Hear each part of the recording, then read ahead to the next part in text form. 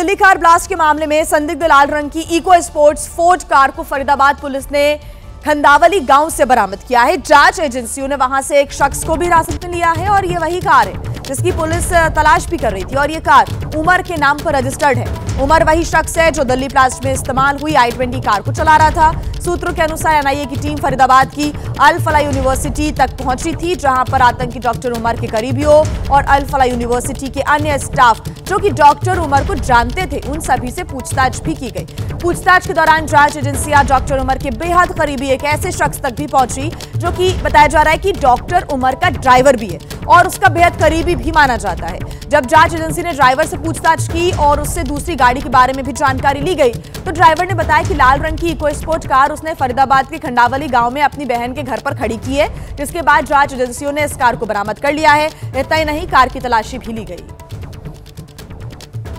दिल्ली के लाल किले के कार ब्लास्ट मामले में जो संदिग्ध आतंकी है डॉक्टर उमर, उसकी जो दूसरी कार है लाल रंग की इको स्पोर्ट कार, जिसको लेकर के एनसीआर के अलग अलग राज्यों में अलर्ट भी जारी किया गया, जिसके बाद ये लाल रंग की इको स्पोर्ट कार दिल्ली से सटे फरीदाबाद के खंडावली गांव में जो के एक प्लॉट में जो है वो खड़ी दिखाई दी है। हम आपको बताने जा रहे हैं वो कहानी कि आखिर जांच एजेंसियां जो हैं वो इस लाल रंग की कार तक कैसे पहुंची। दरअसल आज एनआईए अल फलाह यूनिवर्सिटी पहुंची थी, जहां पर डॉक्टर उमर के करीबी और यूनिवर्सिटी में जो उसके जानने वाले हैं उनसे एनआईए ने पूछताछ की और इसके बाद पूछताछ के बाद एनआईए जो है एक ऐसे शख्स के पास पहुंची जो कि डॉक्टर उमर का बेहद करीबी है और उसका ड्राइवर बताया जा रहा है। ड्राइवर को जब एनआईए ने हिरासत में लिया और हिरासत में लेकर के जब ड्राइवर से पूछताछ की गई और डॉक्टर उमर की दूसरी गाड़ी के बारे में जानकारी ली गई, जो कि ये लाल रंग की इको स्पोर्ट कार थी जो कि दिल्ली के ही सीलमपुर के एक पते पर रजिस्टर्ड थी। हालांकि जब पुलिस उस पते पर पहुंची तो वहां पर 4 परिवार रहते थे, एक मदरसा चलता था और वहां पर लोगों ने कहा कि उन्होंने डॉक्टर उमर को कभी नहीं देखा इस इलाके में इस पते पर, यानी कि वो पता जो था वो फर्जी पता था। इसके बाद इस ड्राइवर को जब एनआईए ने हिरासत में लेकर के जो है पूछताछ की तो ड्राइवर की निशानदेही पर फरीदाबाद के खंडावली गाँव के एक प्लॉट में ये लाल रंग की इको स्पोर्ट कार जो है वो पाई गई और इस वक्त हम जो तस्वीरें दिखा रहे हैं वो उसी खंडावली गांव की है। और चूंकि आपको बता दें कि जांच एजेंसियों को ये शक था कि इस गाड़ी के अंदर कुछ संदिग्ध वस्तुएं हो सकती हैं, इस वजह से जांच एजेंसियों ने और इसके अलावा NSG bomb disposal squad CFSL को जो है वो मौके पर जो है वो बुलाया गया और ताकि शक था कि इसमें कुछ जो है कुछ संदिग्ध मटेरियल जो है वो हो सकता है।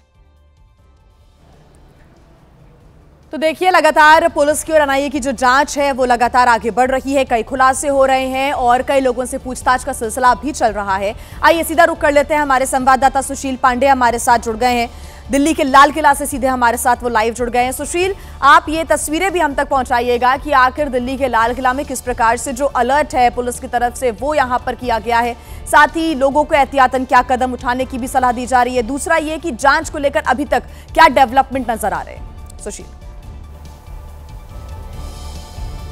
जी बिल्कुल, देखिए सीधे तौर पर अगर जांच की बात करें तो जांच एजेंसी एनआईए और लगातार इस पूरे मामले में फरीदाबाद में रेड भी कर रही है और कई जो संदिग्ध हैं उनसे पूछताछ कर रही है। उसी पूछताछ में जिसका भी आप थोड़ी देर पहले जिक्र भी कर रही थी, एक इको स्पोर्ट गाड़ी को भी फिलहाल एनआईए ने अपनी कस्टडी में लिया है और ये जाँच की जा रही है कि जो संदिग्ध कार थी वो भी सीसीटीवी में देखी गई थी। तो फिलहाल एनआईए उस कार तक पहुँच गई है। लेकिन अगर मैं लाल किले की तस्वीर दिखाऊं तो देखिए, दिल्ली पुलिस के तमाम जो आला अफसर हैं, जवान हैं, वो तैनात हैं, मुस्तैदी हैं यहाँ पर पहले से ही। और दूसरी बात, यही वो फिलहाल ब्लास्ट का स्पॉट है जहाँ पर जो एनआईए है और एफएसएल की टीम है लगातार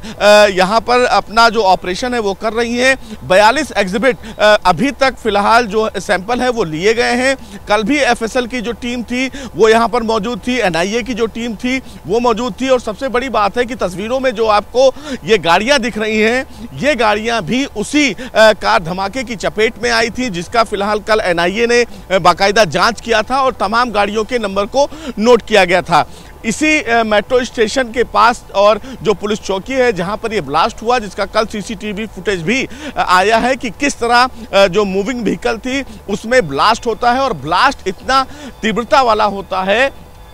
कि आसपास के जो लोग होते हैं उनमें अफरा तफरी मच जाती है। सबसे महत्वपूर्ण बात यह है कि जो जांच एजेंसी है वो अब जांच को लेकर आगे बढ़ रही है और इसी पूरी जांच को लेकर अब कहीं ना कहीं एनआईए के जो तार हैं वो डॉक्टरों की कड़ियों को जोड़ने में लगे हुए हैं। सबसे बड़ी बात यह भी है कि जो डॉक्टर उमर है, जो सीसीटीवी में दिख रहा है, जो सुनहरी मस्जिद जो यहीं से बगल में है, सुनहरी मस्जिद पर अपनी गाड़ी खड़ी करता है और 3 घंटे तक उसी पार्किंग में रहता है। लेकिन बताया यह भी जा रहा है कि पार्किंग में गाड़ी खड़ी करने से पहले भी वो दिल्ली में कई जगह पर गाड़ी लेकर जाता है। तो अब जांच एजेंसी इन तमाम चीज़ों में जांच में जुटी हुई है और ये पता लगाने की कोशिश कर रही है कि क्या डॉक्टर उमर के साथ और भी कोई लोग मौजूद थे। दूसरा पॉइंट कि जो 3 घंटे पार्किंग में गाड़ी खड़ी रही। जी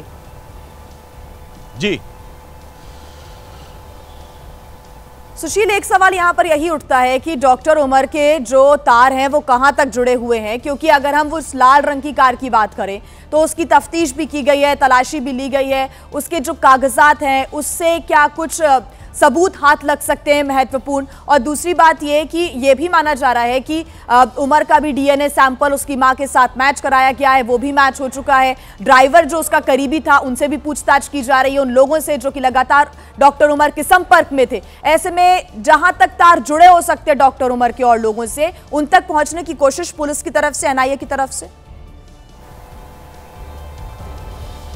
जी बिल्कुल, देखिए इसमें कोई दो राय नहीं है कि जिस तरह से ये फरीदाबाद मॉड्यूल को लेकर एनआईए जांच कर रही है और जिस तरह से जो फिरोजपुर तगा गांव है वहां पर 2563 किलोग्राम का जो अमोनियम नाइट्रेट यानी कि संदिग्ध जो विस्फोटक है वो मिलता है। और अपने आप में इस पूरे मामले में अब जांच एजेंसियां इस पूरे मामले को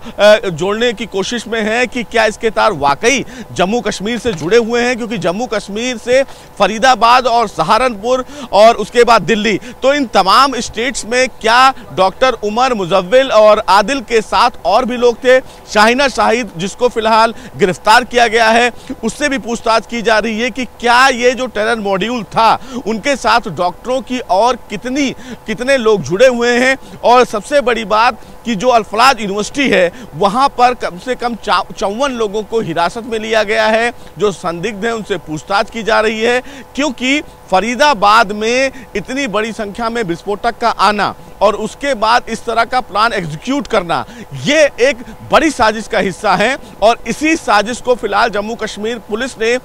जैसे कि एक पोस्टर से इस साजिश को क्रैकडाउन किया था। पोस्टर लगाने का यह पूरा मामला था और पोस्टर लगाने की इस तहकीकात में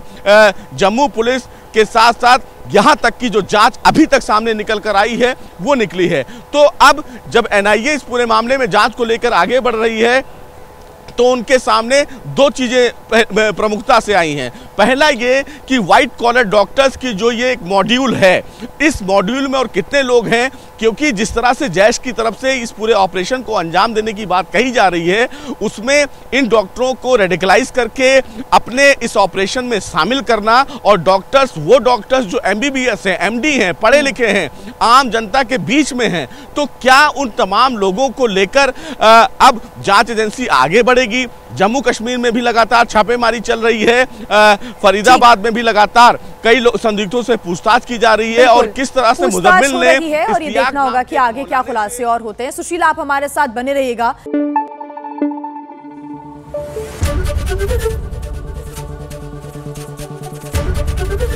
एबीपी न्यूज आपको रखे आगे।